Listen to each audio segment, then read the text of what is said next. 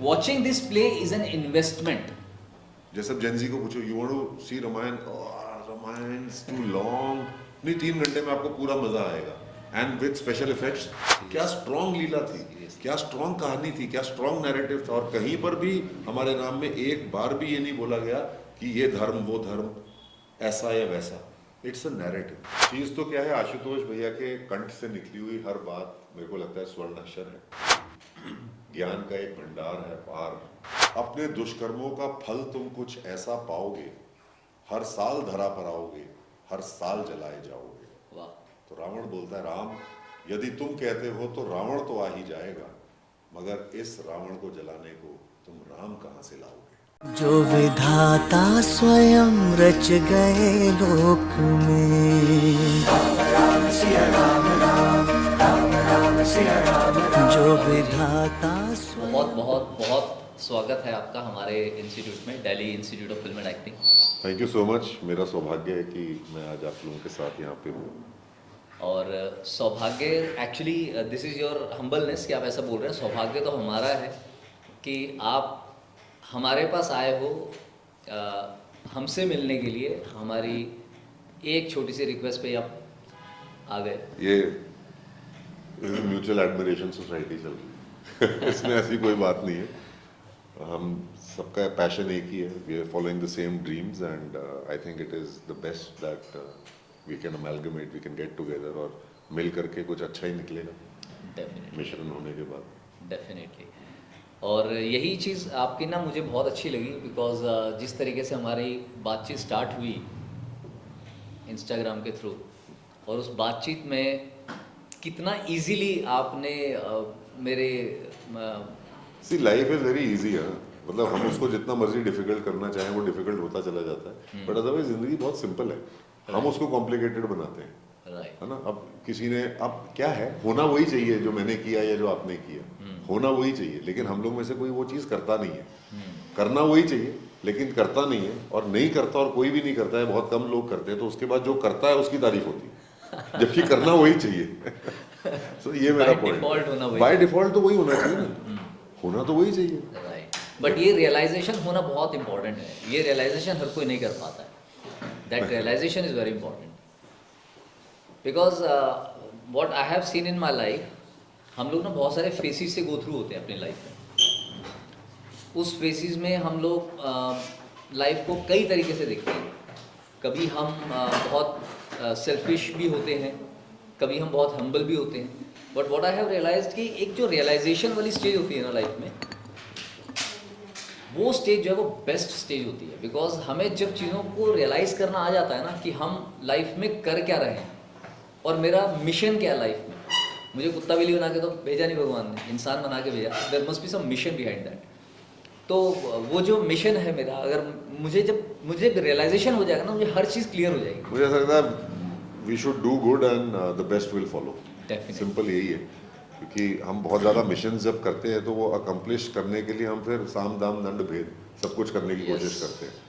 सो बहुत ज़्यादा heavy missions भी रखने का फ़ायदा, स्पेशली क्रिएटिव इंडस्ट्री में, क्रिएटिव लाइन में, क्रिएटिव फील्ड में बहुत ज़्यादा मिशंस रखने का मेरे को नहीं लगता कि कोई ज़्यादा औचित्य है। नहीं, मिशन तो वही है ना, बस मिशन ह्यूमैनिटी।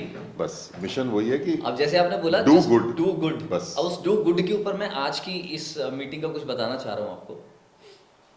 आपके प्ले का जो एक मोनोलॉग हम लोगों ने तैयार किया था, आई एम सॉरी मैंने प्ले बोला, प्ले नहीं, महान प्ले का जो मोनोलॉग हम लोगों ने तैयार किया, वो प्ले उसको जब मैंने वो देखा तो मुझसे रहा नहीं गया। इतना खूबसूरत उसका संवाद थे, इतना खूबसूरत प्ले का पूरा सीन था। तो मैंने अपने सब स्टूडेंट्स को बोला कि हम ये तैयार कर रहे हैं, हमें इसको प्रिपेयर करना है।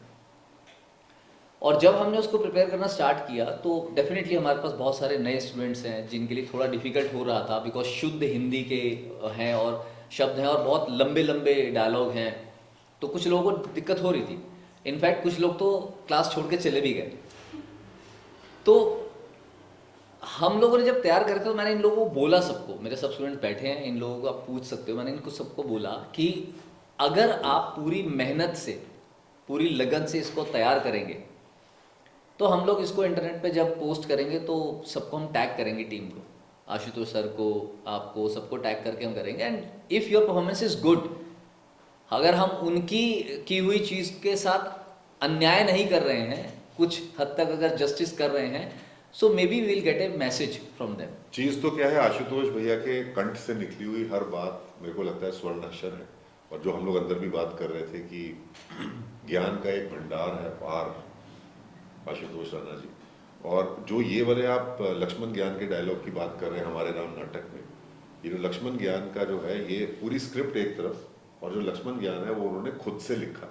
वाह। और बिलीव मी, हर दूसरे तीसरे शो के बाद हमारे राम के लगभग 350 शो होने को आ रहे हैं, और हर दूसरे तीसरे शो के बाद वो उसको बदलाव ले आते हैं उसके अंदर। क्या बात है। और ये इम्प्रोवाइज नहीं करते, उनको इतना ज्ञान है और वो ज्ञान अंदर उनके समर्पित है, उनके अंदर घर कर चुका है वो ज्ञान, वो नॉलेज। तो जब वो निकलती है तो 1 पॉइंट या 5 पॉइंट या 10 पॉइंट नहीं है। मेरे को ऐसा लगता है कि पूरे 4 घंटे का मोनोलॉग कर सकते हैं वो, 6 घंटे का मोनोलॉग कर सकते हैं, और आप थक जाओगे, वो नहीं थकेंगे। क्या बात। ऐसी वो महान परम आत्मा है जिनको हम आशुतोष राणा जी कहते हैं। सो ये जो आपने बात बोली ना कि वो इतना इम्प्रोवाइज कर लेते हैं, इतना कुछ बोल लेते हैं, उन पर इतना ज्ञान है। मैं इससे रिलेटेड एक चीज़, बिकॉज यहाँ पर हमारे पास सारी नई जनरेशन बैठी हुई है जो सीखना चाहते हैं, जो इस फील्ड में कुछ आगे करना चाहते हैं।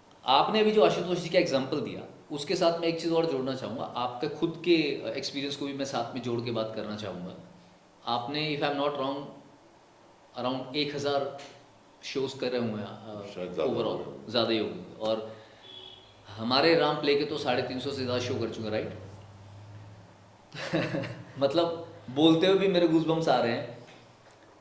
हमारे राम जैसा epic play and more than 350 shows and overall more than 1000 shows, how experienced this person is।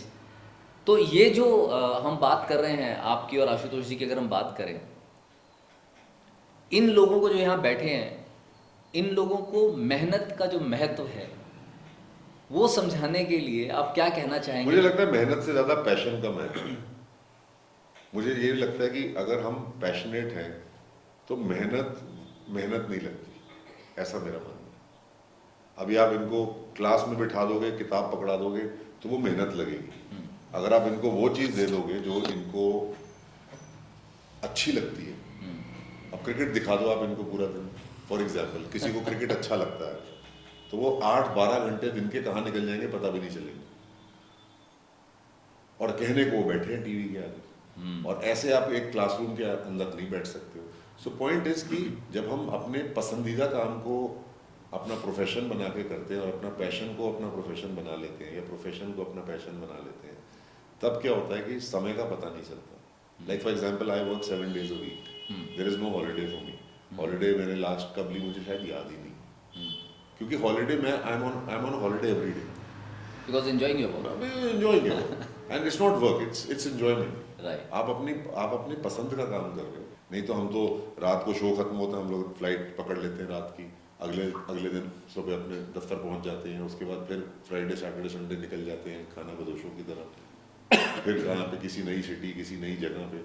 हमारे राम नाटक में 5-5, 6-6 ट्रक्स में कॉस्ट्यूम्स और सामान जाता है, पूरे 150-200 लोगों के लिए बोर्डिंग और लॉजिंग बुक होता है, खाना पीना रहना आना जाना, फ्लाइट्स, होटल्स, ट्रेन। ये पैशन नहीं होगा तो आप नहीं कर सकते। आपको कोई भी एम्प्लॉय वो आउटपुट नहीं दे सकता जो आपका अपना पैशन आपको दे सकता है। एंड मुझे ऐसा लगता है कि आप सिंगल हैंडेडली सब कुछ कर सकते हो अगर आपके अंदर पैशन जीवित है तो। आप किसी भी सिचुएशन को अपने अनुकूल या अपने प्रतिकूल ला सकते हो। आपका पैशन कितना ज़्यादा है या कितना कम है उस पर वो डिपेंड करता है। उस कर लिए तो कर लिए। उस टाइम थोड़ी पता था कि हम 1000-1100 कर लेंगे। जब शुरू किया था उस टाइम तो 1 से शुरू किया था, 1 के बाद 2, 2 के बाद 3, नंबर तो वहीं से शुरू होता है। 1000 से तो नंबर शुरू होता नहीं है, ऐसा मेरा मानना है। अगर हम सोचें कि 1000, अरे यार 1000 कैसे होंगे, तो थोड़ी 2000 जब हमने स्टार्ट किया था तो 1000 सोचे थे कभी। शुरुआत की अगर बात करें, जैसे आपने बोला, आपने शुरुआत कब की थी?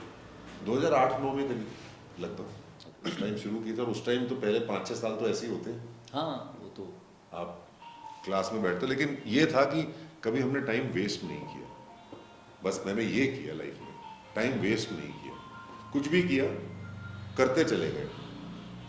मतलब ये नहीं किया कि यहाँ पे कुछ गप्पे मार रहे हैं, गप्पे मारो वो जब गप्पे मारने का टाइम है। अब ये नहीं कि टाइम वेस्ट नहीं करना, तो सिर्फ सारा टाइम पढ़ाई करते रहो या सारा टाइम थिएटर करते रहो या सारा टाइम अपना काम करते रहो, नहीं। आपने जो भी करना है कुछ भी करो, बट आइडल टाइम वेस्ट मत करो। मुझे लगता है रेस्टिंग का भी एक टाइम, आप रेस्ट कर रहे हो तो वो आप टाइम वेस्ट नहीं हो, आप रेस्ट कर रहे हो।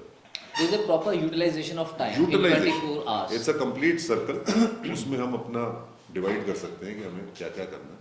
और यहाँ पर आके भी अगर हम टाइम पास ही करेंगे तो फिर इससे बड़ा धोखा तो हम अपने आप को कभी जिंदगी में नहीं दे पाएंगे। Absolutely. अब जब आप अपनी मर्जी की चीज़ कर रहे हो, आपको आप किसी ने फोर्स नहीं किया, आप खुद आ रहे हो, तो जब खुद आ रहे हो, सब कुछ खुद कर रहे हो, किसी ने फोर्स नहीं किया, कोई यहाँ की डिग्री कहीं जानी नहीं, कुछ होना नहीं, सिर्फ आपको यहाँ से ज्ञान लेना और कुछ नहीं है, तो ज्ञान तो ले लो। और अगर उसके बाद भी ना लो तो आपकी मर्जी है ना। हाँ, तो उसके बाद कम से कम अपने आप से पूछना जरूर कि हम फिर आ क्यों रहे हैं और हम लाइफ में चाहते क्या हैं। एग्जैक्टली। तो बात वो है बात। और उसके बाद अगर हाँ एक ये रियलाइजेशन जरूर होती है, मेरे भी बहुत स्टूडेंट्स में होती है कि सर हम आए, हमने 2 महीने किया, हमें पसंद नहीं आया और हमने छोड़ दिया। तो वो टाइम वेस्ट करना नहीं हुआ, वो अपने आप को आपने अपने अंतर मन को सामने रखा, आपने कोई चीज़ रियलाइज़ करी और रियलाइज़ करने के बाद आपने ये सोचा कि भाई नहीं भाई मैं नहीं करूँगा, या मैं बाद में करूँगा, या मेरे बस की नहीं है, या मैं इसको नहीं कर सकता, या मैं इतना सक्षम नहीं हूँ, या जो भी आपका डिसीजन है, आप उस डिसीजन पे काउंसलिंग करो। और काउंसलिंग करने के बाद अगर नहीं भी करनी counselling, you take your decision and then you leave and then do something which is more productive, which will give you and yield more results in future. I think we should do that, that's what I think. Great. और यही हम भी समझाते भी और करते भी हैं हमारे स्टूडेंट्स के बीच में। मैं ये बात बोल रहा हूँ कोई अलग से नहीं। बहुत सारे ऐसे स्टूडेंट्स हैं जो आते हैं एडमिशन लेने, मैं उनको एडमिशन नहीं देता हूँ। मतलब ये आज के टाइम पे बहुत सारे लोग सुन के हैरान भी होते हैं कि यार तुम अपनी फ़ीस लो ना। तो एक तो मैं ये नहीं करता, हर किसी को एडमिशन नहीं देता। दूसरा, अगर 1-2 महीने किसी के साथ काम करके मुझे ये रियलाइज़ हो जाता है कि एक्टिंग इसके लिए नहीं बनी है या ये एक्टिंग के लिए नहीं बना, तो मैं उसको भी मना कर देता हूँ, please don't ruin your life. Because हर चीज़ हर कोई नहीं कर सकता। तो हमको वो अपने आप को ना सेल्फ एक डिस्कवरी, वो बहुत इंपॉर्टेंट है। अगर हम खुद को डिस्कवरी नहीं कर पा रहे कि हम हैं क्या और करना क्या है, डिस्कवरी के लिए भी अपने आप को झोंकना पड़ेगा पहले, राइट। जब तक आप उसको अपने आप को उस मझधार में या उस पानी में नहीं डुबोगे तब तक गीले कैसे होगे। बाहर खड़े खड़े होगा कि भाई हम गीले होंगे। जब तक डुबोगे नहीं तो पता कैसे चलेगा कि मेरे लिए पानी बना भी था कि नहीं बना था, या ये चीज़ मेरे लिए थी भी या नहीं थी। Only when you enter and test the waters only then you will get to know कि बाहर खड़े खड़े तो पार नहीं पाओगे। क्यों सर? बिल्कुल। पानी में तो उतरना पड़ेगा, पार जाना है तो फिर रियलाइज करोगे कि हम पार नहीं जा सकते, हमें तो बीच में से यू टर्न लेना, तो ले लो, वो भी कोई दिक्कत नहीं। बट कोने में खड़े होकर सोचो कि हम यू टर्न ले लें, फिर कोने तक आए क्यों? मतलब क्लास तक आए क्यों? अगर क्लास तक आए हो तो भैया फिर घुस जाओ एक बार तो प्लंज ले लो, क्या पता क्या बन जाओ। बच्चन साहब को ऑल इंडिया रेडियो ने रिजेक्ट ही किया और आज उनकी आवाज़, क्योंकि भी मोटी आवाज़ है, और आज उनकी आवाज़ की लोग कसमें खाते हैं। मोटी आवाज़ तो आपकी भी अच्छी खासी है। ये सवाल ना बच्चे ज़रूर पूछते हैं, तो मैं बच्चों के बिहाफ में खुद ही पूछ लेता हूँ।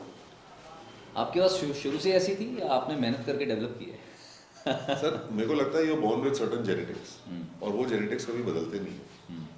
और बहुत बड़े बड़े लोग हैं जो ये कहते हैं कि हमने अपनी, क्योंकि आज वो बन गए तो बोलते हैं जी भाई हम पूरी शहर पे राज करने आए थे, हमने कसम खाई थी नारिमन पॉइंट पे खड़े होके कि हम पूरे मुंबई पे राज करेंगे।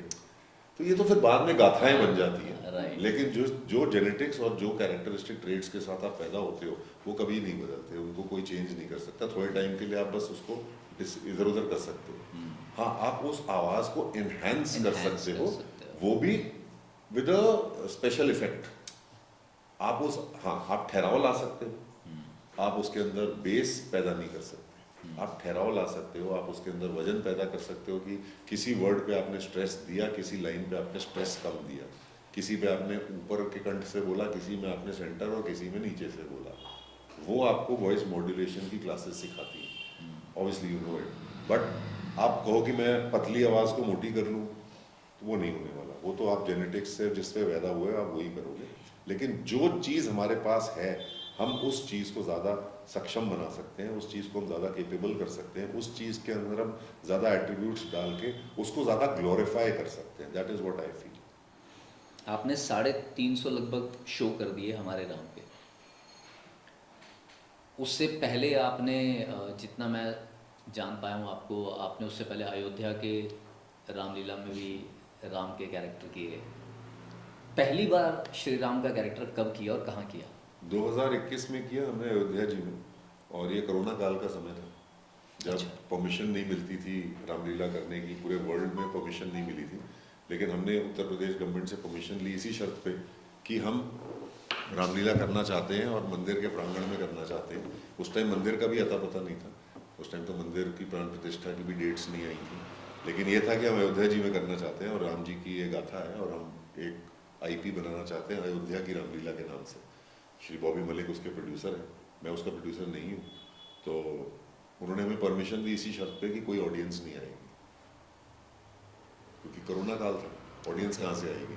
150 लोगों ने पहले दिन परफॉर्म किया टू जीरो ऑडियंस। तो हमारे सारे एक्टर्स हताश हुए कि किसके सामने हम क्यों कर रहे हैं हम लोग। मैं कहा हम तो उनके लिए आए, हम किसी आदमी विशेष के लिए तो आए नहीं है, न किसी ऑडियंस के लिए आए हैं। मैं कहा ये हमारा समर्पण है प्रभु पे और हम अपना 10 दिन की पूरी लीला करके जाएंगे और दशहरा भी यहीं करके जाएंगे। अगले दिन शायद प्रभु को हम पे दया आ गई, ऑडियंस तो नहीं आई, लेकिन जाने कहाँ से दूरदर्शन की 6 गाड़ियाँ आ गई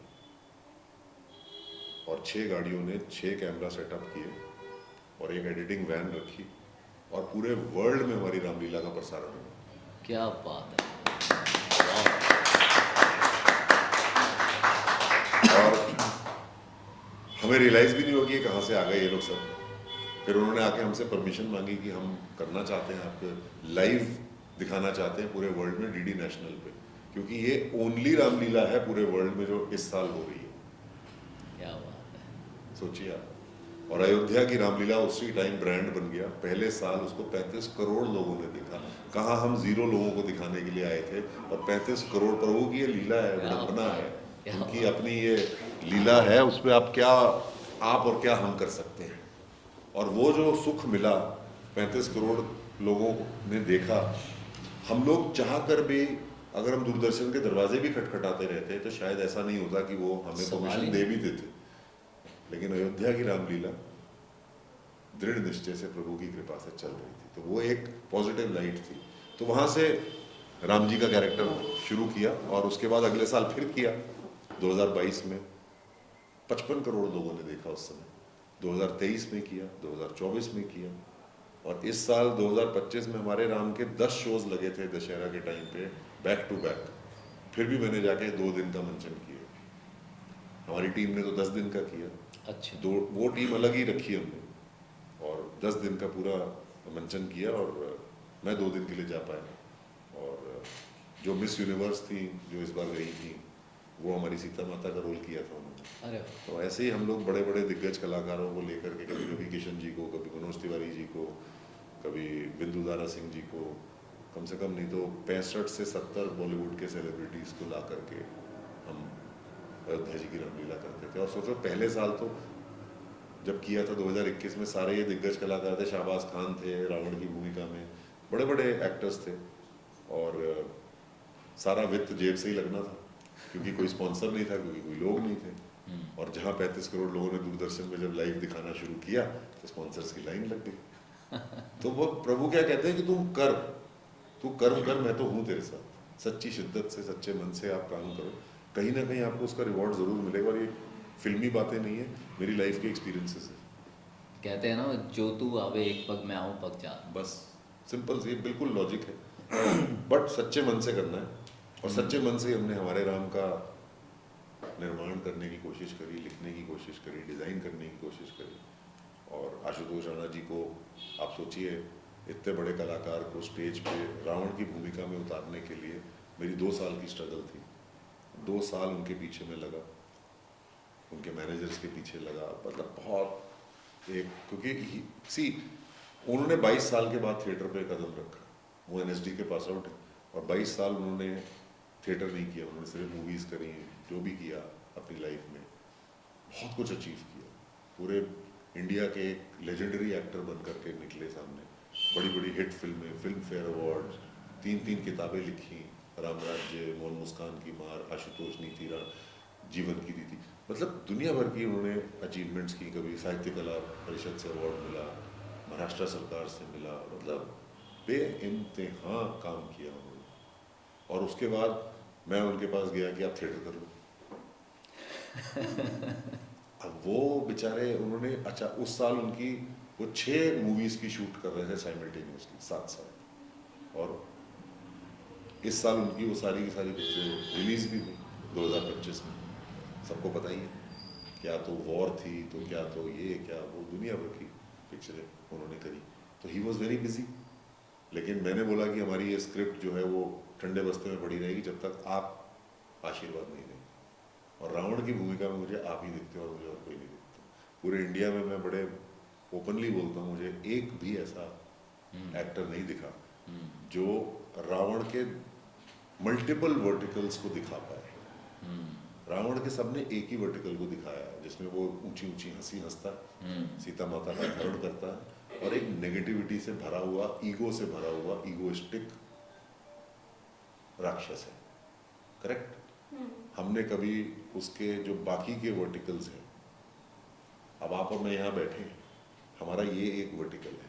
हम जब घर जाएंगे हमारा एक और वर्टिकल होगा, हम गाड़ी में जाएंगे हमारा एक और वर्टिकल होगा। एक आदमी के अंदर 200 कैरेक्टरिस्टिक ट्रेट्स होते हैं, लेकिन हम क्या दर्शा रहे हैं बचपन से? रावण का एक ही कैरेक्टरिस्टिक ट्रेट। रावण संहिता पढ़ी है किसी ने? आई वुड एडवाइज यू, पढ़ो, पता चलेगा रावण एक्चुअली था क्या और है क्या। जो 2 मिनट में कंसल्टेशन लेने के लिए शिवजी महाराज के पास पहुंच जाता था, जिसको शिवजी का इतना आशीर्वाद था कि शिवजी उसको स्वयं दर्शन देते थे। आज कलयुग में शिवजी किसको दर्शन दे रहे हैं? हमें तो नहीं दी। तो क्या हम रावण से भी नीचे? हाँ, बिल्कुल है। जब शिवजी स्वयं आपको दर्शन दे रहे हैं तो आप कुछ तो होगे। बड़े ध्यान से ये सवाल करने वाले हैं, और थिएटर में हमारे को सिखाया ही है कि हमारे गुरुओं से कि हमें सिर्फ अपने आप से सवाल पूछने हैं। सवाल पूछते जाओ, आंसर्स मत ढूंढो, पहले सवाल तो पूछो। आपको जिंदगी का मतलब और मकसद समझ आ जाएगा। हम अपने आप को बहुत मानते हैं, हम तो ये हैं, हम तो वो भक्त हैं। किस भगवान ने हमें दर्शन दिया? बताइए। तो हम क्यों कहते हैं कि जिसको देवादिदेव महादेव का आशीर्वाद प्राप्त था, जिसको उनकी सिद्धियां प्राप्त थी, जिनको उनके सारे गुणों का आभास था, जो मिनट मिनट में कैलाश तक पहुंच जाता था, जिसने शिव तांडव स्तोत्र की रचना करी, रचयिता था, जिसने कैलाश पर्वत उठा लिया, जिसने उनको अपने कांधे पे उठा करके लंका ले जाने की सोच ली, और करा भी, बहुत हद तक सक्सेसफुल भी हुआ। हम बोलते हैं कि वो बिल्कुल ही नकारा सड़क का गुंडा है। क्या वो हो सकता है सड़क का गुंडा? क्या सड़क का गुंडा आपसे बात भी कर सकता है? आपसे नहीं कर सकता, क्योंकि वो सड़क का गुंडा है। ऐसे ही अगर रावण प्रभु श्री राम से बैर रखे था, तो वो कुछ तो होगा जो प्रभु से बैर रखने के योग्य हुआ। राइट। प्रभु उससे बात कर रहे हैं, एक तरफ देवादिदेव महादेव उसके साधक है, और एक तरफ प्रभु श्री राम उससे बातें कर रहे हैं, उससे लड़ाई कर रहे हैं, उसके साथ वार्तालाप कर रहे हैं। तो भाई कुछ तो होगा वो। ये सवाल थे जिसने जन्म दिया हमारे राम को, हमारे नाटक को, जो आज लोगों का प्यार और प्रशंसा प्राप्त कर रहा है। वो इसीलिए कर रहा है क्योंकि हमने डिफरेंट सोचने की कोशिश की। इसमें कोई ईगो नहीं है और होनी भी नहीं चाहिए। हम तो बिल्कुल प्रभु के आगे हाथ जोड़ के खड़े हैं कि आपने ये आशीर्वाद, अपना वो प्रसाद रूप हमें दिया कि हम इस चीज़ को एक कदम लेकर के बना पाएँ या आगे बढ़ पाएँ, है कि नहीं? तो इसमें मैंने कर दिया या मेरी टीम ने कर दिया, कुछ नहीं कर दिया। उन्होंने सोचा था, उन्होंने करना था, ये सच है। हम लोग सामने पड़ गए तो उन्होंने बोला तू बना दे भाई। ये अब मैं नहीं होता, आप होते सामने उनकी नज़र में, दृष्टि में, तो आपको बोल देते। ये बच्ची होती इसको बोल देते, इसका नाम फैल जाता। करते हो तुम कहना, नाम हमारा हो रहा है। तो इसके बारे में मैं एक चीज़ ज़रूर बोलूँगा कि ये जो होता है ना कि एक लाइन है एक भजन की, लाखों में किसी एक को चुनते हैं, अंदर की आवाज़ को सुनते हैं। तो वो जो आपको चुना, पता उसके नहीं सर, पीछे भी उनका एक मैं ये नहीं reason है। मानता, मैं ये नहीं मानता कि मेरे से बड़ा कोई भक्त नहीं है, I'm not मैं ये saying नहीं that. मानता कि मेरे से बड़ा कोई साधक नहीं है, मैं ये नहीं मानता कि भगवान जाने, ये भी तो सुना होगा आपने। इसीलिए तो लीला है ना, लीला को कोई समझ ही नहीं भगवान की सकता। भगवान जाने, हमें क्या पता भाई भगवान जाने। हाँ, तो हम वो तो चीज, हम सिर्फ शुक्रगुजार हो सकते हैं कि हम चुना। बस आप सिर्फ हाथ जोड़ के नतमस्तक हो जाओ जो आपको मिला है उससे। चाहे आपको सांसें दी उन्होंने, सांसों का औचित्य क्या है? कोरोना काल के उन पेशेंट से पूछो जो एक एक सांस के लिए मर गए। कपड़े की क्या वैल्यू है उससे पूछो जो बेचारा ठंड में विदाउट कपड़ा भीख मांगता है सड़क। रोशनी की वैल्यू उससे पूछो जिसके गांव में पिछले 200 सालों से रोशनी नहीं है। सड़क की वैल्यू उससे पूछो जिसके घर तक सड़क नहीं है। टॉयलेट की वैल्यू उससे पूछो जिसके घर में शौच नहीं है। और उन सब से पूछ लो और उसके बाद आपके पास अपने अंतर मन में, अंतर आत्मा में धन्यवाद और शुक्रिया के अलावा कुछ नहीं होगा। बिल्कुल ये ध्यान रखो। बिल्कुल। तो ये हम लोगों को ज़रूर ये सीखना चाहिए कि हाउ प्रिविलेज्ड वी आर। हम लोग कंप्लेंट से बहुत जल्दी कर देते हैं, ज़रा सी कोई चीज़ नहीं मिली और कंप्लेंट, मैं ही रह गया था, वाई मी, मेरे साथ तो ये हो रहा है, मेरे साथ तो हम तो कहते हैं ट्राई मी। हाँ, एब्सोल्युटली। हम तो ये कहते हैं। So be always and great. Privilege is not only money कि भाई आज अंबानीज या अडानीज हैं तो वो प्रिविलेज है, टाटास बिरलाज हैं तो वो प्रिविलेज है। आप सब प्रिविलेज है, हम प्रिविलेज हैं, वी आर ऑल प्रिविलेज कि आज हम यहाँ पे हैं। सबसे बड़ी प्रिविलेज ये है कि ऊपर वाले ने हमें इंसान बना के पैदा कर दिया। इससे बड़ी प्रिविलेज और क्या होगी?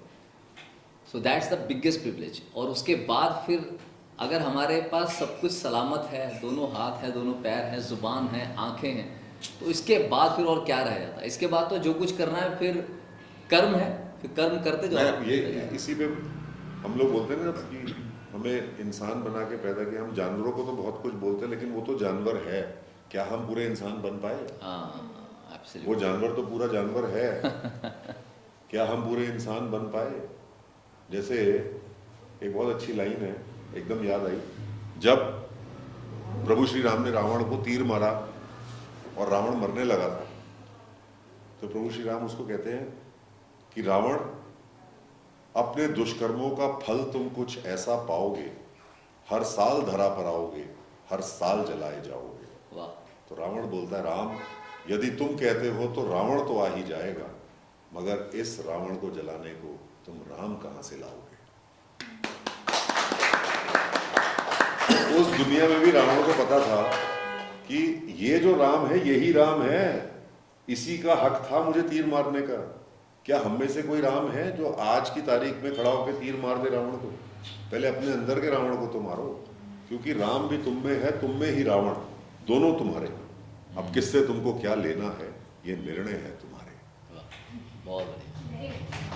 रावण को जाने बिना राम का ज्ञान अधूरा ही होगा, क्योंकि राम से रावण और रावण से राम ही सदा पूरा होगा। क्या बात। कड़वे सत्य सुनाना भी तो काम तुम्हारा है इतिहास, इसीलिए लो रखो ये राम की रामायण अपने पास। क्या बात। तो ये जो चीजें हैं, if we realise the real essence, ये एक बहुत फेमस प्ले है, उसकी लाइंस है। ये कुछ मेरा ऐसा नहीं कि मैं उससे कोई रचयिता हूँ, ना मैं कोई क्रेडिट लेता हूँ किसी चीज़ का। जब जो चीज़ हम लोग करते भी हैं तो उसका भी मेरे को ऐसा लगता है कि हमें बहुत ज़्यादा दुनिया में क्रेडिट गाना नहीं चाहिए, क्योंकि वो भी उनका है, उनका था उनको दिया, उनका है उनसे लिया। और हम तो किराएदार है ना दुनिया में।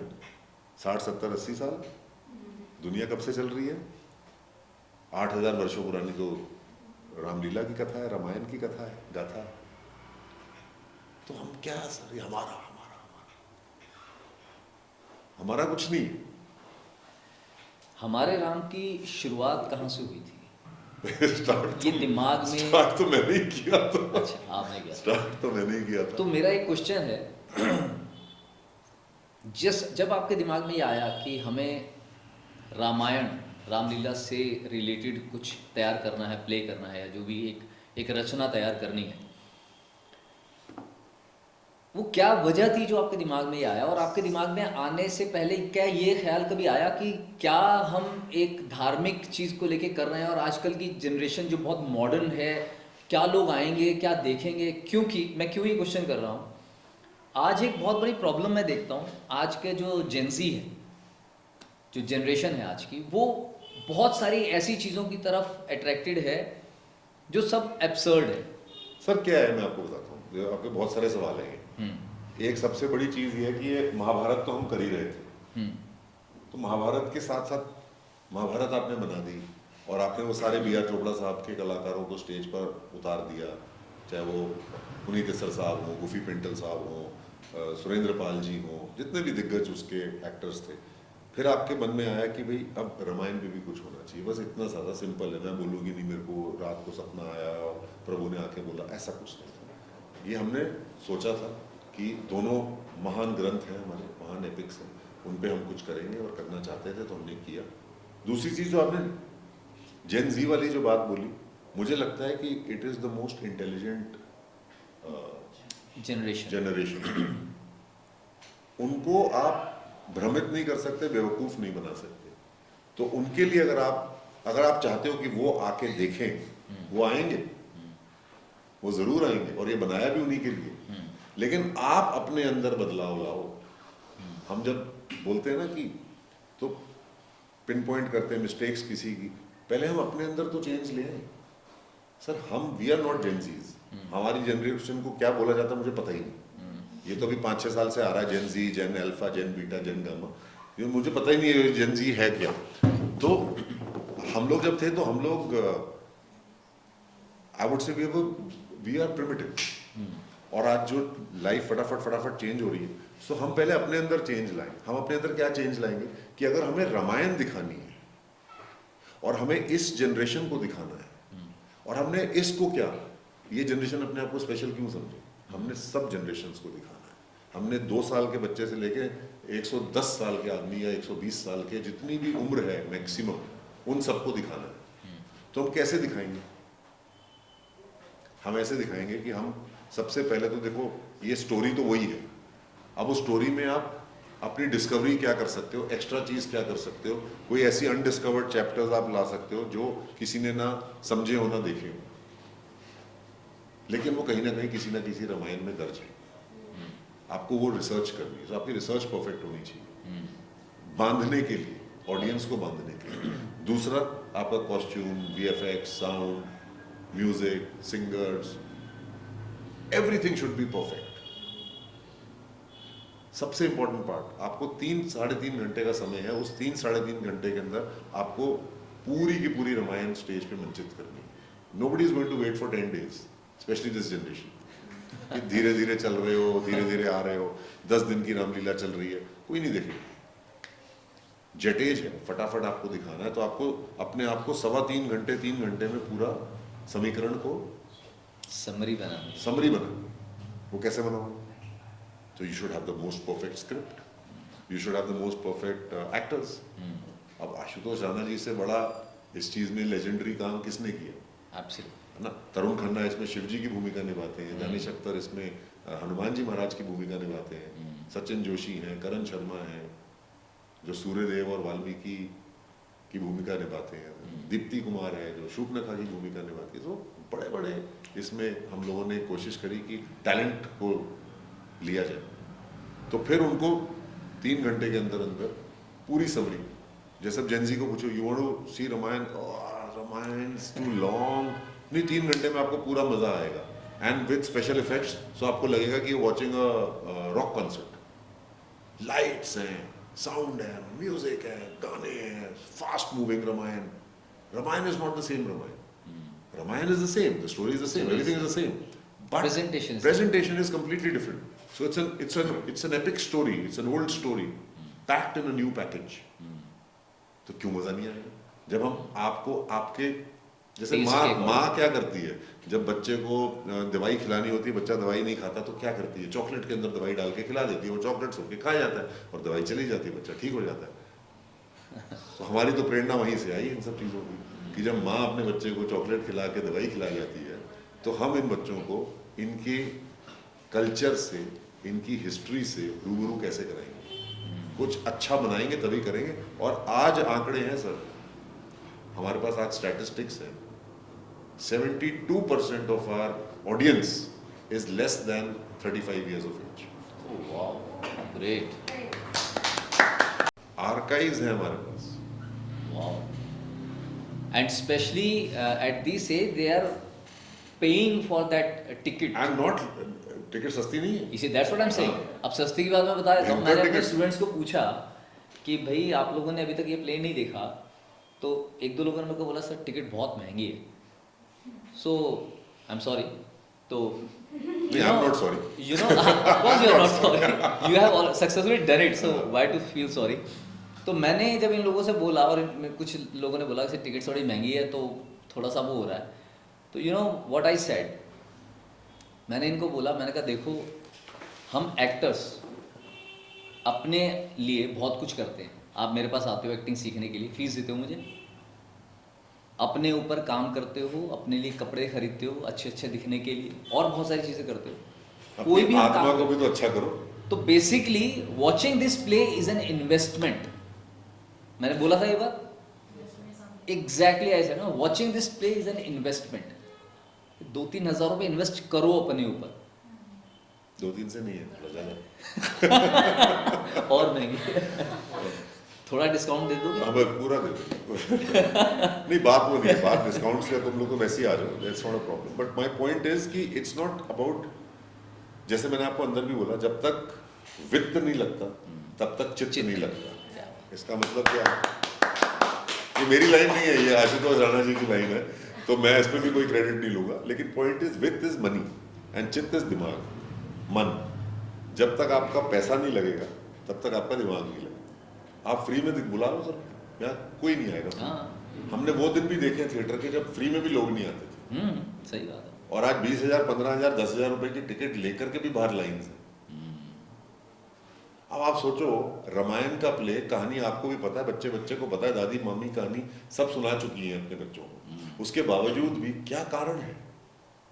और क्या कारण है कि आप 15,000 रुपए की टिकट खरीद रहे हो या 10,000 रुपए की टिकट खरीद रहे हो और एक बिल्कुल अनकंफर्टेबल सी चेयर में बैठते हो 3.25 घंटे एक ऑडिटोरियम में, जहाँ पे शायद दोपहर में गर्मियों में एसी भी बहुत अच्छा नहीं चलता किसी ऑडिटोरियम में, और आप बैठ के टूटी सीट पे भी बैठ के और 15,000 रुपए दे के या 10,000 रुपए दे के देख रहे। वाई? कुछ तो है ना, कुछ तो है। बड़े आपने इतने सालों में अपने पर्सनल नेचर के अंदर या अपने कैरेक्टर के अंदर राम के कैरेक्टर करने के बाद कुछ महसूस किया, कुछ चेंजेस? सब कुछ टोटली लाइफ चेंज, पूरी जिंदगी change. What you see today is not what I used to be in 2019।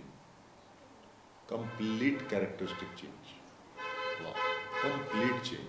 वो तो प्रभु की जो कहानी है उसमें हर लाइन से आप कुछ सीख सकते हैं, चाहे उनका माँ के प्रति समर्पण हो, चाहे पिताजी के प्रति हो, चाहे वो सौतेली माँ के प्रति हो जिसने वनवास दे दिया, चाहे उसके बेटों के प्रति हो, चाहे वन के पशु पक्षियों के प्रति हो। हर जगह इतना ब्यूटीफुली वर्णन है तुलसीदास जी की रामायण में, वाल्मीकि जी की रामायण में, जितनी भी मैंने रामायणें पढ़ी हैं सब में इतना प्यारा वर्णन है। और अगर हम मास्टर क्लास की बात करें तो हर लाइन पे 2-2, 4-4, 6-6 हज़ार मास्टर क्लासेस हो सकती हैं अगर हम मास्टर क्लास की बात करें। मेरा ये सवाल क्यों है, आपने बोला कि बहुत बदलाव आपने अपनी ज़िंदगी में देखा, ठीक है। आपने बोला कि हर लाइन से सीखा जा सकता है, माँ के प्रति, पत्नी के प्रति, भाई के प्रति। ये तो मोटी मोटी बात है, ठीक है। हाँ, ये तो सच है कि सीखा जा सकता है, ये तो सब जानते हैं। प्रॉब्लम ये है सीखा या नहीं। बिकॉज हम बोलते हैं ना, रामायण को सब मानते हैं, रामायण की हर कोई नहीं मानता। नहीं, राम को तो सब मानते हैं, राम की नहीं मानते। अपने पिताजी को सब मानते हैं बट पिताजी की नहीं मानते। ये बाहर वाला कोई आदमी बोल दे पिताजी को गाली दे दे तो थप्पड़ मार दोगे उसको जाके, और पिताजी बोलते बेटा गिलास मारे थे क्यों रखूं, है ना। मैं ये क्यों क्वेश्चन पूछ रहा हूँ, मैंने 2001 में संजय खान साहब ने एक महाभारत बनाई थी जी टीवी के लिए, तो मैंने भी उसमें एक किरदार निभाया था 2000 एक में, जी टीवी पर हम आया तो उसमें उसमें सहदेव का कैरेक्टर किया था मैंने। तो मैं जब उस महाभारत में काम कर रहा था तो उसके अंदर जाहिर सी बात है सारे किरदार हैं, उसमें कृष्ण भी है, अर्जुन भी है। अब महाभारत जैसी महागाथा और उसमें बड़े बड़े कैरेक्टर्स, तो मैं क्या देखता था, भले ही मैं उसमें सहदेव का रोल कर रहा था, but I was very happy कि मैं एक ऐसे बड़ी एक महागाथा का एक छोटा सा हिस्सा हूँ, और बहुत कुछ सीखा मैंने वहाँ से। बट मैंने देखा कि बहुत बड़े बड़े जो कैरेक्टर्स की बात कर रहा हूँ मैं, एक्टर की बात नहीं कर रहा हूँ, जो बिना नाम लिए मैं बताना चाह रहा हूँ, जो उसमें बहुत बड़े बड़े जो मेन कैरेक्टर्स हैं, वो लोग कैरेक्टर तो प्ले कर रहे हैं, बट जब शूट खत्म हो रहा है तो उन्होंने कैरेक्टर से कुछ नहीं सीखा और उनकी लाइफ वैसी ही चल रही है। और वो बहुत इनफैक्ट ये चीज़ तो मैं बता सकता हूँ, I use to feel very bad कि शूट हम करके आते थे और पैकअप के बाद दारू भी चल रही होती थी और नॉनवेज भी चल रहा होता था। तो ये जो चीज़ें हैं, आई एम सॉरी, मैं ये नहीं कह रहा हूँ कि जो खाते हैं वो गलत है, बट एटलीस्ट मुझे ऐसा लगता है कि इस तरह के माहौल को कम से कम साफ रखना बहुत ज़रूरी है। तो इट मीन्स कि हमने वो किया ज़रूर, लेकिन हमने वहाँ से कुछ सीखा नहीं। From that perspective I am asking कि जब आपने राम के कैरेक्टर इतनी बार निभाए, तो क्या वाकई ही आपकी अपनी निजी जीवन के अंदर आपने कुछ बदलाव महसूस किए? क्योंकि जैसे आपने शुरू में ही बोला था, जानवर तो पूरी तरह से जानवर है, लेकिन क्या हम पूरी तरह से इंसान बन पाए? तो इंसानियत की प्रतिमूर्ति हैं, जब उन्होंने इंसान के रूप में यहाँ पर जन्म लिया धरती पे, तो उस कैरेक्टर को करते हुए एज ए इंसान, एज ए मानव, आपने वाकई अपने अंदर कुछ बदलाव देखे? मैं वही तो कह रहा हूँ, पूरे पूरे बदलाव। अब उस कहानी से इतना कुछ आप सीख सकते हो अगर आप सीखने पे आओ। छोटी छोटी बातें हैं, आज की तारीख में हमें प्रभु राम बनने की जरूरत ही नहीं, हम नहीं बन सकते। हाँ, ठीक है, हमें अगर हम जटायु बन जाए अभी आप हंसोगे, लेकिन जटायु बन जाए, जटायु का क्या कर्तव्य था कि उन्होंने अपने एरिया से किसी औरत को निकलने नहीं दिया, मर मिट गए लेकिन निकलने नहीं दिया। तो ये मैंने जो हमारा जटायु का जो अध्याय है, ये जो अनफॉर्चुनेट 2012 में जो निर्भया रेप हुआ था और उसके ऊपर उस बेचारी बच्ची के साथ जो भी हुआ, मैंने वहाँ से उस अध्याय को उठाया था। अच्छा। कि हमें अगर हम सब मर्द जो अपने आप को सो कॉल्ड मर्द कहते हैं, अगर हम जटायु से अगर वो प्रेरणा लेते, तो क्या वो इंसान उस लड़की को वहां से निकाल पाता? नहीं निकाल पाता। अगर हम सब अपने अंदर ये धारण कर लें कि हमारे एरिया से लड़की नहीं जा सकती, कोई अपहरण करके नहीं जा सकता, रेप नहीं कर सकता, छेड़ाछाड़ी नहीं कर सकता, हम मर मिट जाएंगे, लेकिन हम अपहरण नहीं होने देंगे। तो हम अगर मर गए लड़ते हुए, तब भी वो छोड़ के जाएगा, उसको लेके नहीं जा सकता। क्योंकि मरने वाले कितने होंगे?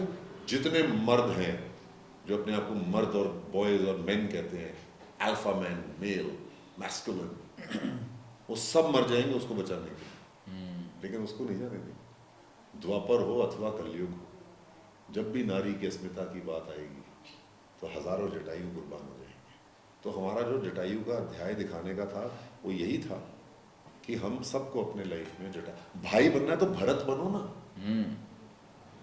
आज क्या है कि हम देखते तो रामायण है, लेकिन भाई भाई आपस में कोर्ट में केस लड़ रहे हैं और सेलिब्रेट करते हैं कि मैंने इसको हरा दिया, अब हम सेलिब्रेट करने जाएंगे।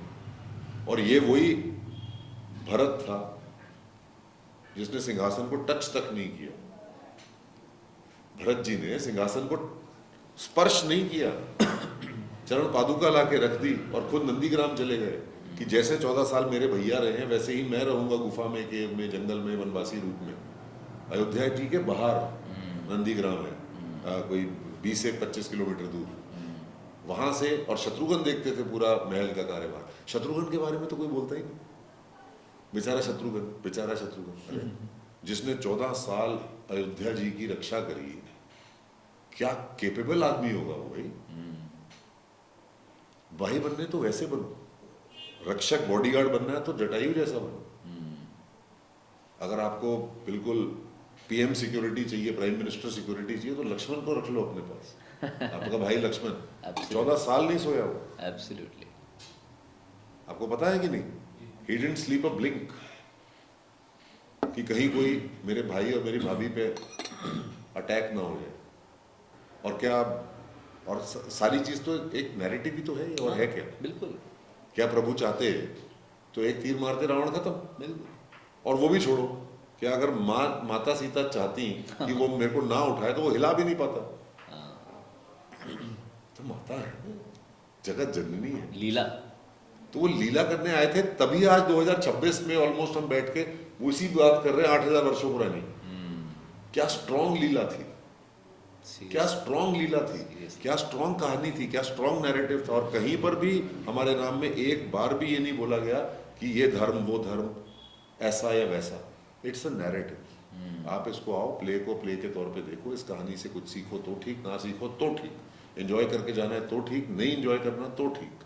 जब तक आप इस पे अध्याय करोगे, सोचोगे कि क्या हुआ है आपके साथ और क्या आपने देखा रात को, तब तक हम तो दूसरे शहर में जाके हमारे नाम परफॉर्म कर रहे होंगे, किसी और सिटी पे निकल जाएंगे। जब तक लोग रियलाइज करेंगे कि हुआ क्या। मैं दिल से बोल रहा हूँ ये बात। मेरा पर्सनली तो आपसे कोई ऐसा कनेक्शन है नहीं, नहीं है ना, फर्स्ट टाइम आज मिल रहे हैं। कनेक्शन है ना, किसी जन्म का तो होगा, तभी बैठे। डेफिनेटली। लेकिन मुझे बड़ी खुशी हुई ये देखते हुए कि आपके शो इतने सक्सेसफुली पूरे इंडिया में चल रहे हैं। मुझे बड़ी खुशी हुई, बिना पर्सनल कोई उस चीज़ के। मुझे जब हमारे नाम का हमने लिखना शुरू किया और जब हमने उसको लॉन्च और एक्चुअल प्रोडक्शन जब फ्लोर पे गई, उस समय बड़ी बड़ी पिक्चरें आ चुकी थी रामायण पे, और बहुत ज़्यादा सक्सेसफुल नहीं हुई थी। मेरे को पूरी दुनिया ने गाइड किया कि आप मत बनो, पूरे वर्ल्ड ने गाइड किया, जिससे मिलता था उसने गाइड किया, भैया क्या कर रहे हो, पैर पे कुल्हाड़ी मार, कोई नहीं आएगा देखने, कोई नहीं आएगा देखने। और हमारा भी कोई ऐसा ऑब्जेक्टिव नहीं था, ऑब्जेक्टिव तो था ही नहीं ना, देयर वाज नो एजेंडा। जैसे आशुतोष जी भी कहते हैं, हमारा एजेंडा ही नहीं है, we are agenda less people, हमारा कोई एजेंडा नहीं। मैंने क्या बोला, इट्स अ नैरेटिव। आप आओ, देखो, एंजॉय करो, ना देखो तो आपकी मर्जी, देखो तो आपकी मर्जी, खुश हो गए तो मर्जी, दुख हो गए तो हमें थोड़ा दुख होगा कि आप दुखी जा रहे हैं। बट दी मूल मंत्र behind the whole thing was भक्ति, समर्पण, साधना। एंड हमारी ये साधना थी।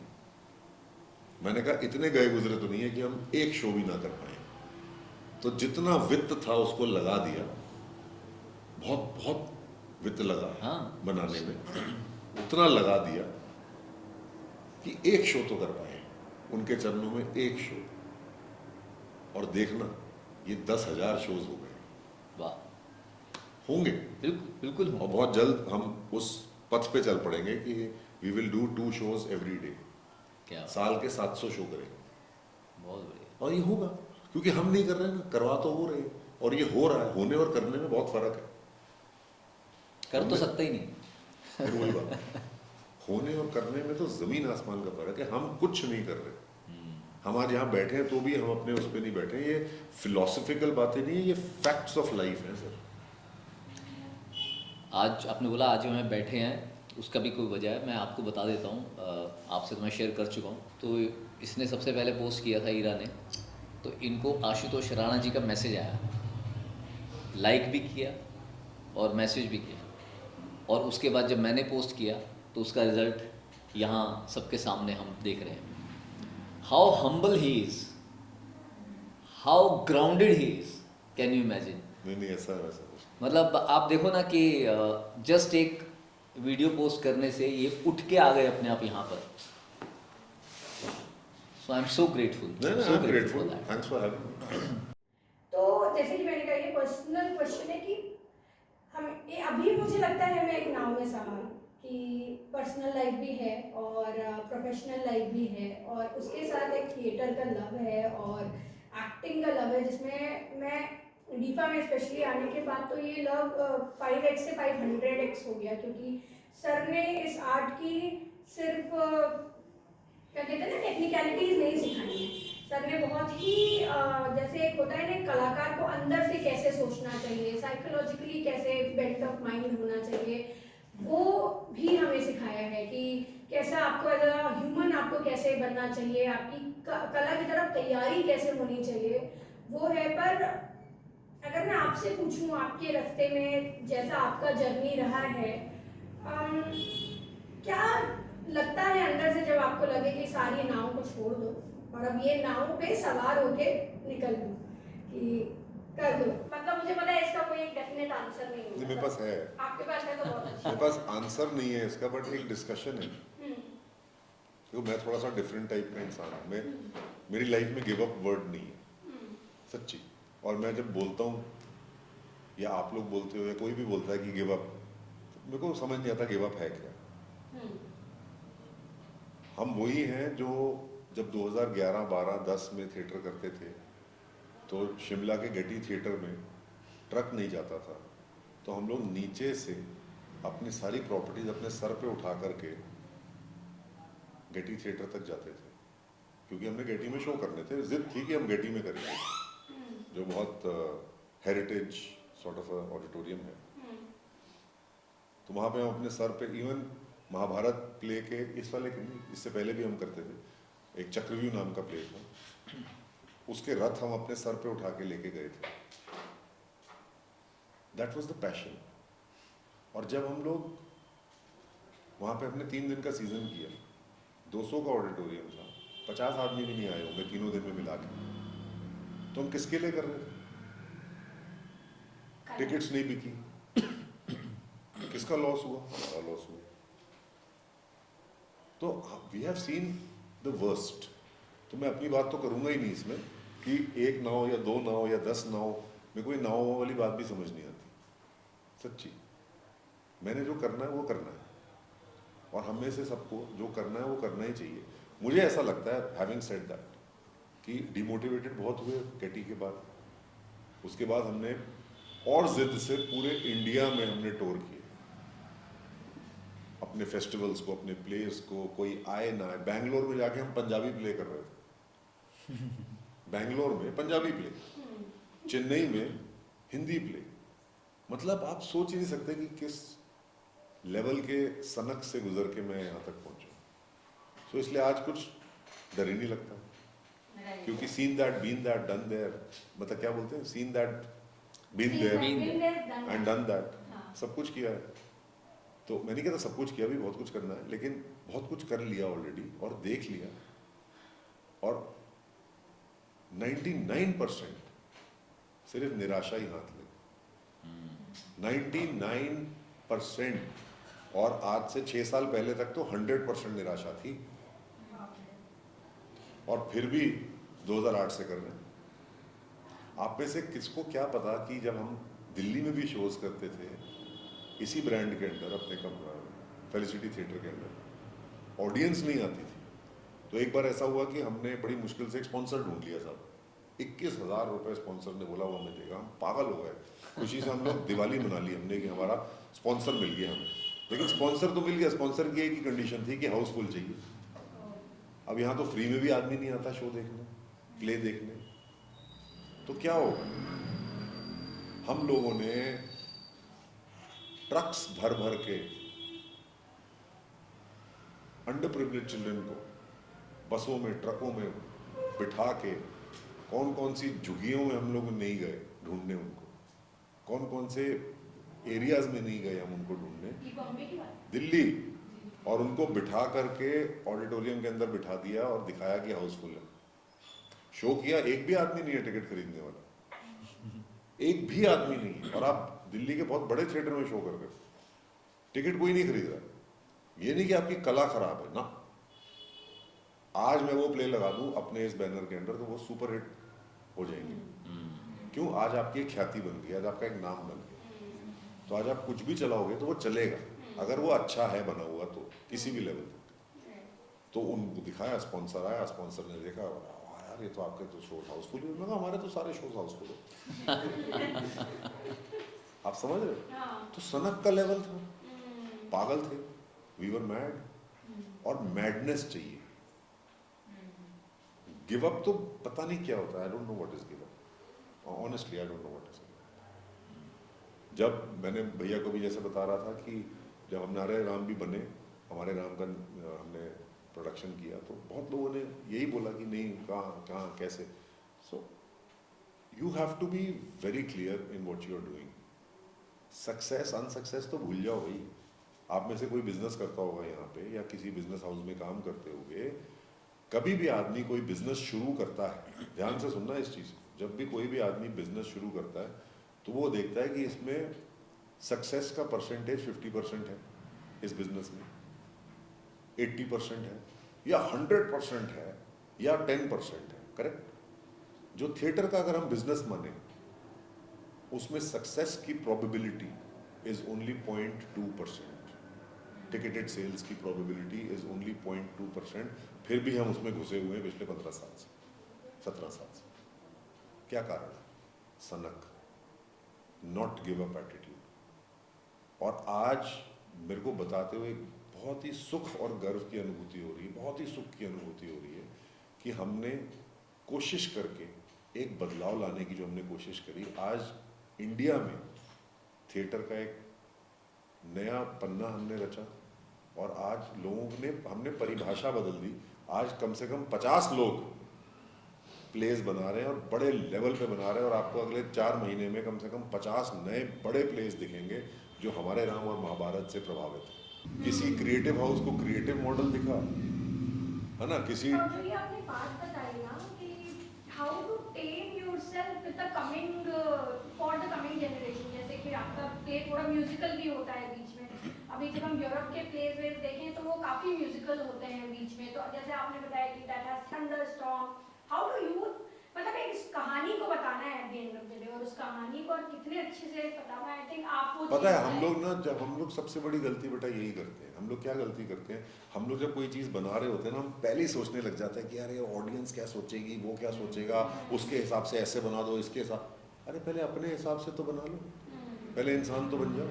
बात वही है, वो जानवर है, वो चुड़ैल है, वो गीदड़ है, वो पक्षी है, वो पशु है। अरे पहले तुम तो इंसान बन जाओ, वो तो जो है सो है।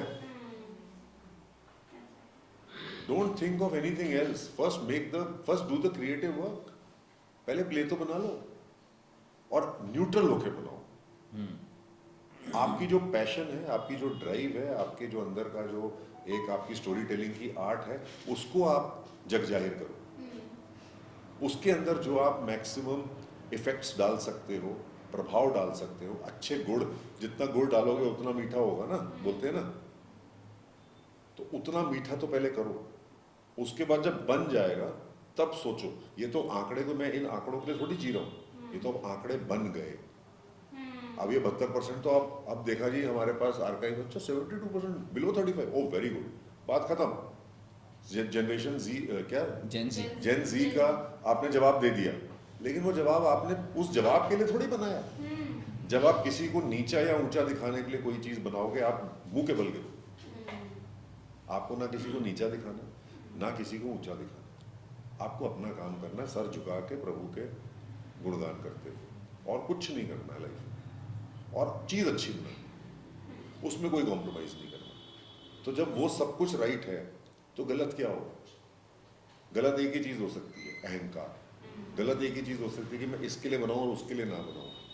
तुम कौन हो डिसाइड करने वाले? ये क्रिएटिव है, क्रिएटिव आर्ट है। आज ये जो आईपीज है, ये किसी एक विशेष इंसान के या क्रीड या कास्ट के लिए नहीं है। आज हमारे मुस्लिम भाई भी देख रहे हैं हमारे राम को, हिंदू भी देख रहे हैं, क्रिश्चियन, सिख, ईसाई, इंटरनेशनल लोग भी देख रहे हैं, सब लोग देख रहे हैं। क्यों? Because it's a narrative. हमने कहीं नहीं बोला कि हम धर्म का प्रचार कर रहे हैं, और ना हम करते हैं। हम अपने धर्म को बहुत प्यारा रखते हैं, बहुत दिल में समेट के रखते हैं, लेकिन मेरा धर्म मेरे मंदिर के लिए है। मेरा धर्म किसी को नीचा दिखाने के लिए नहीं है ना।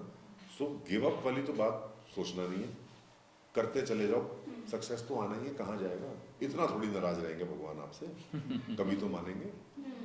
क्यों? कभी तो मानेंगे। बहुत बड़े राइटर इंडिया में, उन्होंने रामायण के बारे में कुछ अजीब तरह की बुक लिखी है। जैसे हमने जो सुना है कि जब सीता माता का अपहरण होता है, उस टाइम वो हिरण आते हैं, राम भगवान उनका वध करके जैसे जो भी है मतलब लाते हैं, तो वहाँ पे उन्होंने अलग अलग तरीके से वो किया है कि राम गए, हिरण को मारा, फिर लेके आए, फिर उनको पकाया, फिर वो खाए, मतलब थोड़ा सा अजीब तरीके से। वो बहुत बड़े राइटर है, कोई नाम याद नहीं आ रहा मुझे, सॉरी। तो इसको हम मतलब, अगर मुझे लगता है कि अगर लोगों को कैसे जागरूक कर सकते हैं, जैसे आपके पास इतनी ऑडियंस होती है, आपके पास ये हम तो जागरूक कर ही रहे हैं, हम तो जागरूक कर ही रहे हैं ना। हम तो हर हफ्ते 6 शो कर रहे हैं और लगभग 1000 की कैपेसिटी होती है एक शो की, तो 6000 आदमी किसी न किसी कोने में हिंदुस्तान के या अब्रॉड में हमारा नाटक देख रहा है, तो इससे बड़ी जागरूकता क्या होगी। और फिर हमारे जो फोटोग्राफ्स होती हैं, फोटो ऑप्स होते हैं, जो हमारे एक्टर्स के साथ लोग फ़ोटो खिंचवाते हैं, वो भी बहुत ज़्यादा पेनिट्रेट होती हैं, सब जगह जाती हैं, सर्कुलेट होती हैं। हमारी कुछ कुछ रील्स सर्कुलेट होती हैं, तो उससे क्या हो रहा है, जागरूकता ही तो फैल रही है। क्योंकि अभी जो बुक आ गई, फिर नेक्स्ट जनरेशन में जाएगी, अरे लोग यार, पढ़ेंगे। कितने लोग पढ़ेंगे और कितने लोगों के लिए। देखो अल्टीमेटली क्या है, अपने माइंड को अगर पल्यूट करना है किसी ने, तो वो एक बुक से कुछ नहीं होगा, वो तो एक शब्द से भी हो जाएगा जिसने पल्यूट करना है। और जिसने पल्यूट नहीं होना, उसको ऐसी सैकड़ों बुक्स दे दो, वो फिर भी अपने इतिहास में जाके वही कहानी ढूंढेगा जो सच्ची कहानी। ये चीज़ है, तो जिसको जो लिखना लिखने दो। हमारे यहाँ पे राइटिंग की स्वतंत्रता है। ये तो हमारा ही देश है जो इतनी प्रिविलेज देता है लोगों को लिखने के लिए, अनुमति देता है। अनुमति क्या, you are free to do what you want. बाहर कहीं लिख के देखो आप किसी भी जगह पे आप लिख के तो देखो क्या होगा। हम लोग क्या करते हैं कि हम लोग पॉजिटिविटी में नेगेटिविटी ढूंढने की कोशिश करते हैं। हमें जो ब्लैक होता है ना, वो आकर्षित करता है, ये याद रखना। हमें रावण ने एक चीज अगर अच्छी करी हो, यार क्या सही चीज करी थी यार, रावण ने यार ये कर दिया। राम जी ने 2 लाख अच्छी चीजें करी, वो नहीं आप बोल रहे हो, या बोल रहे हो तो कम बोल रहे हो, क्योंकि he is suppose to do negative. और जब वो कोई एक अच्छी चीज करेगा जो आपको अच्छी लगेगी, तो यार क्या कैरेक्टर था यार Ravan, what a character man, है ना। तो वो सारी चीजें हमें इस जनरेशन को स्पेशली अच्छा लगता है कि कुछ मसाला हो। लेकिन सच्चाई छुप नहीं सकती बनावट के उसूलों से, बिल्कुल। और खुशबू आ नहीं सकती कागज़ के फूलों और ये चीज मैं बहुत जल्दी समझ गया था कि सर मसाला चाहिए। हाँ, तो मसाला हमारे राम में भरपूर है, लेकिन पॉजिटिव पॉजिटिव। ऐसा मसाला है कि अगर आप कॉस्ट्यूम देखो तो उसका मसाला है, लाइट साउंड देखोगे तो उसका मसाला है, बैकग्राउंड एलईडी स्कोर स्क्रीन्स देखोगे तो उसका मसाला है, अगर आप डायलॉग पे जाओगे उसका मसाला है। आपको जहाँ मसाला चाहिए और जितना चाहिए उससे ज़्यादा मिलेगा।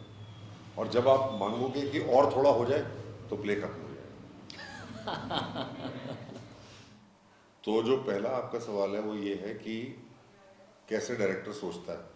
Exactly. तो अगर इसमें कोई 2+2 वाला फॉर्मूला होता तो सबने सोच लेते, Exactly. है ना। यही फर्क है कि एक creative piece of art legendary बन जाता है और सेम लाइंस पे बना हुआ क्रिएटिव पीस ऑफ आर्ट धूल मिट्टी चाटता है। सो इसमें कोई साइंस नहीं है। मुझे ऐसा लगता है कि ये आप जब बनाने के लिए जाते हो ना कुछ, तो आप नहीं बना पाओगे, ये याद रखना। जब हम सोचते हैं कि हम बनाएंगे, नहीं बनता है। मैंने बहुत प्लेज हैं जो सोचे मैं बनाऊंगा, बनाए चले नहीं। और जो सोचा कि ये नहीं प्ले नहीं बन सकता, कुछ कुछ सीन डिजाइन करते हैं, कुछ थोड़ा बहुत देखते हैं, कुछ लिखते हैं, कुछ सोचते हैं। तो वो जो सोच में जब आपकी शिद्दत, भक्ति और साधना और आपका हार्डवर्क जब घुसता है और पैशन जब घुसता है, आप रात और दिन सिर्फ वही सोचते हो और आप कुछ नहीं सोच सकते। और फिर आपको आते हैं सपने। हमारे राम के, चलो आपको बताता हूं, एक बहुत प्यारा सीन है, जब आप देखोगे तो आपको बाद में बताऊंगा, सीन अभी डिस्क्लोज नहीं करूंगा। वो मेरे को सपने में आया था कि ये प्ले को ऐसे करना है, अगर कभी बनेगा तो यार ये होना चाहिए। और वो पूरा दृश्य दिखता था। मैं नहीं कह रहा कोई सुपर नेचुरल पावर ने मेरे को वो दृश्य दिखाया, मैं कोई अफवाह या कोई सुपर नेचुरल चीज़ नहीं फैला रहा हूँ। लेकिन मैं ये कहता हूँ कि जब आप टोटली इनग्रॉस होते हो किसी चीज़ में, सबमर्ज्ड हो जाते हो, तो आपको सपने भी वही आते हैं। हाँ, मोल्ड। सो आप अपने आप को मोल्ड करने की गलती मत करो। थिएटर में स्वतंत्रता है, तभी वो थिएटर है। Freedom, freedom to express, freedom to follow your dream, freedom to follow your path. आप समझ रहे हो? अब जो मैं देखता हूँ इंडिया में, बहुत बड़े बड़े ऑडिटोरियम्स बनेंगे। आप लोग यंग हो, मैं आज आपको ये चीज़ रिकॉर्ड पे बोल के जा रहा हूँ, रिकॉर्ड आप लोग कर रहे हो। 10 साल बाद पता नहीं हम कहाँ होंगे, लेकिन आप लोग यंग हो गए और आप लोग अपने बढ़िया यूथ में हो गए। तो आप लोग ये देखना जो मैं बोल के जा रहा हूँ, बहुत बड़े बड़े ऑडिटोरियम्स बनेंगे, बहुत बड़े बड़े ब्रॉडवे स्टाइल प्रोडक्शंस बनेंगे, और बहुत बड़े बड़े नाटक जो वर्ल्ड क्लास नाटक होंगे वो इंडिया में बनेंगे। और लोगों का रुझाव थिएटर की तरफ इतना ज़्यादा होने वाला है, लाइव आर्ट की तरफ इतना ज़्यादा होने वाला है कि वो ना भूतो ना भविष्यति, कभी किसी ने ना सुना, ना देखा, ना सोचा होगा, उस लेवल पे होने वाला है। पूरी इंडस्ट्री में एक बदलाव लाए हम, और पूरी इंडस्ट्री में वो बदलाव एक जंगल की आग की तरह फैलेगा। हमें नहीं पता चलेगा कि इस चिंगारी की आग कहाँ जल रही है, लेकिन कहीं जलेगी। So don't mold yourself, feel free to perform and perform with your heart. बस आपको जो ये विद्या का ज्ञान जो यहाँ मिल रहा है, इस इंस्टीट्यूट में मिल रहा है, किसी भी इंस्टीट्यूट में मिल रहा है, या मिलेगा, या मिल रहा है, या मिल चुका है, अगर वो सच्ची शिद्दत से है और आपने अपने अंदर धारण कर लिया, तो वो आपसे कोई छीन नहीं सकता। सब कुछ छीन सकता है आपसे, बट नॉलेज, विद्या और ये जो पैशन है, ये जो ड्राइव है, आपकी ड्राइव नहीं कोई छीन सकता। और लाइफ में ऐसे मौके आते हैं जब इंसान हताश होता है, बिल्कुल डाउन एंड आउट होता है, बिल्कुल मरा पड़ा होता है, और सोचता है कि यार बस खत्म, बस मैं अब कुछ नहीं कर सकता। उस टाइम अपने आप को आपको उठाना पड़ेगा और इसी ड्राइव को जागरूक रखना पड़ेगा। एक तरफ अंधेरा तो एक तरफ उजाला है, खत्म कर दे स्वयं को कि पर्दा उठने वाला है। तो मेरी लाइफ का मोटिव है, मोटो है कि अपने आप को कितनी भी मुसीबत में हो, जब पर्दा उठने वाला है तो भैया आप कैरेक्टर हो, आप इंसान वो नहीं हो जो आप लेके अपने अंदर जा रहे हो। Great, so thank you so much. Pleasure all mine. मतलब मेरे पास शब्द भी नहीं है आपको थैंक यू कहने के लिए। नहीं, थैंक यू कहना ही नहीं है ना, तभी तो शब्द नहीं मिलते। ये तो प्रभु शब्द दे देते नहीं कि भाई ऐसे थैंक यू बोलो।